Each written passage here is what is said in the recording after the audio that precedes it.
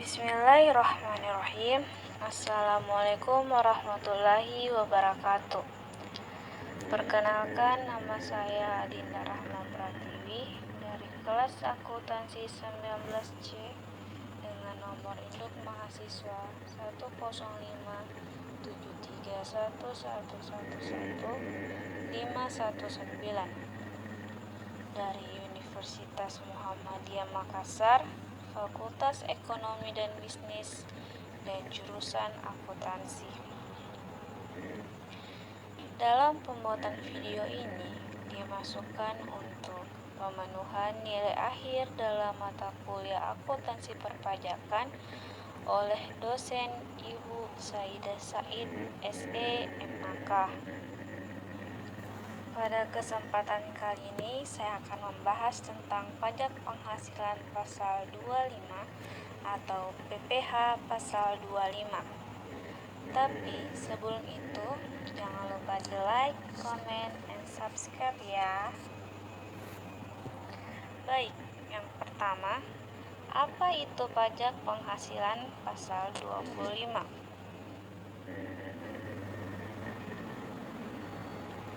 Pajak penghasilan pasal 25 adalah angsuran PPh yang harus dibayar sendiri oleh wajib pajak untuk setiap bulan dalam tahun berjalan. Tujuannya apa? Yakni bertujuan untuk meringankan beban wajib pajak. Karena sebenarnya wajib pajak itu memiliki kewajiban atau pajak terutang yang harus dilunasi dalam jangka waktu 1 tahun, dan pembayarannya sendiri pun harus dilakukan sendiri oleh wajib pajak tersebut dan tidak boleh diwakilkan oleh siapapun. Lalu siapa sih yang mempunyai kewajiban untuk membayar pajak penghasilan pasal 25 ini? Nah, wajib pajak yang mempunyai kewajiban untuk membayar PPh pasal 25 ini yaitu orang pribadi atau badan usaha yang memiliki kegiatan usaha. Nah, pembayarannya sendiri pun apabila terlambat melakukan pembayaran dan pelaporan, itu akan dikenakan sanksi sesuai dengan peraturan yang berlaku. Jadi, dari definisi di atas itu dapat ditarik kesimpulannya bahwa PPh pasal 25 itu adalah angsuran PPh yang harus dibayarkan sendiri oleh wajib pajak untuk setiap bulan pada tahun berjalan. Yang selanjutnya itu angsuran PPh pasal 25 itu dapat dijadikan kredit pajak terutang atas seluruh penghasilan wajib pajak di akhir tahun pajak yang dilaporkan dalam SPT tahunan PPh.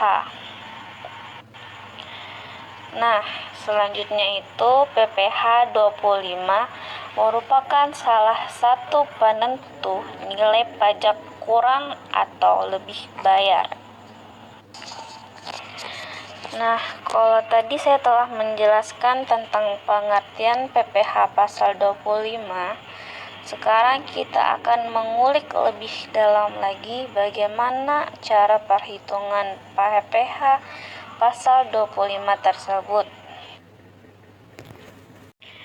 Nah, besarnya angsuran PPh pasal 25 itu dalam tahun berjalan sama dengan PPh yang terutang menurut SPT tahunan PPh tahun pajak. Kemudian dikurangi dengan PPh yang telah dipotong atau dipungut baik pihak lain atau PPh pasal 21, PPh pasal 22, dan PPh pasal 23.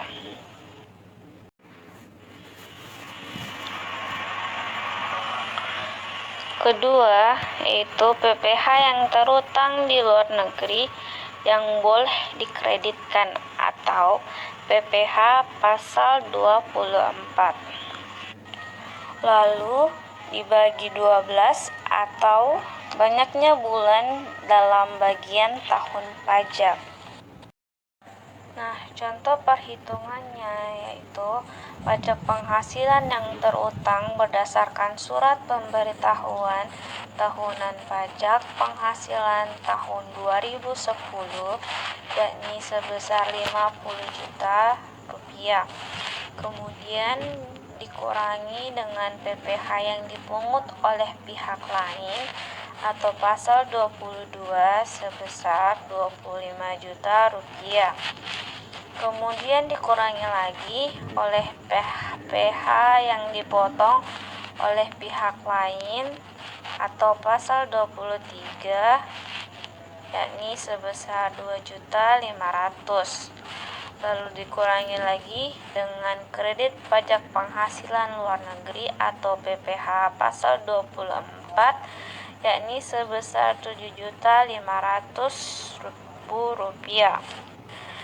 Jadi, jumlah kredit pajak yakni sebesar 35 juta rupiah.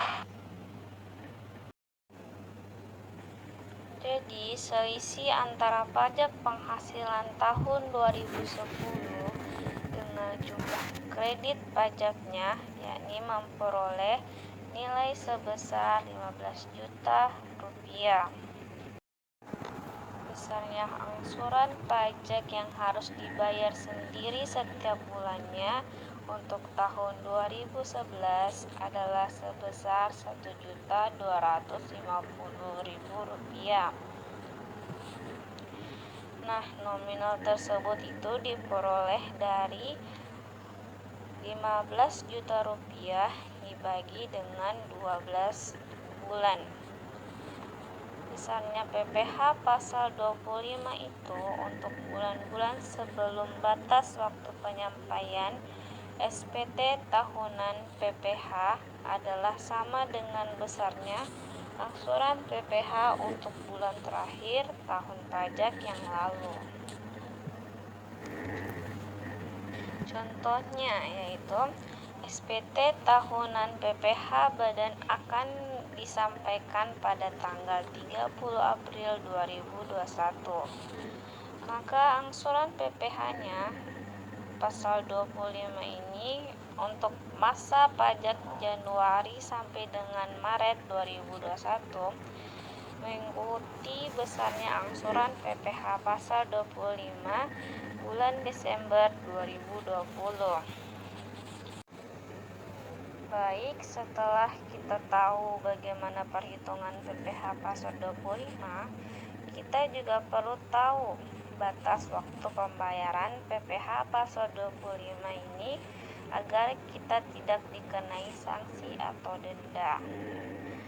Misalnya, untuk bulan Februari tahun 2021, angsuran PPh 25 yang paling lambat dibayar adalah tanggal 15 Maret tahun 2021.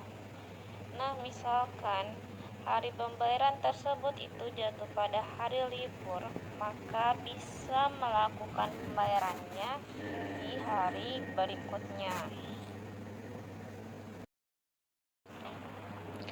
Nah, untuk pembayaran angsuran PPh pasal 25 ini itu tidak berlaku untuk perhitungan PPh pasal 25 bagi yang pertama wajib pajak baru, yang kedua itu pada bank, BUMN badan usaha milik negara, BUMD yaitu badan usaha milik daerah, dan wajib pajak masuk bursa dan wajib pajak lainnya.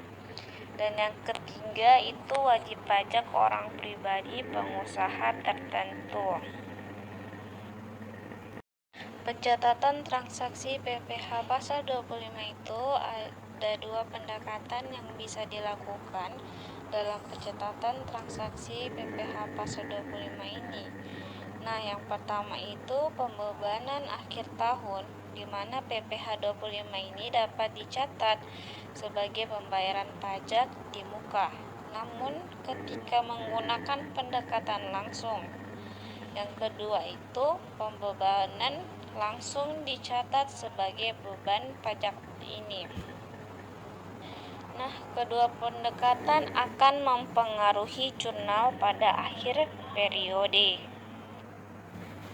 Baik, itulah tadi penjelasan tentang PPh pasal 25 dari saya. Semoga para pendengar dan penonton dapat memahami apa yang telah saya jelaskan. Cukup sekian. Terima kasih telah menonton hingga akhir. Semoga ilmunya berkah.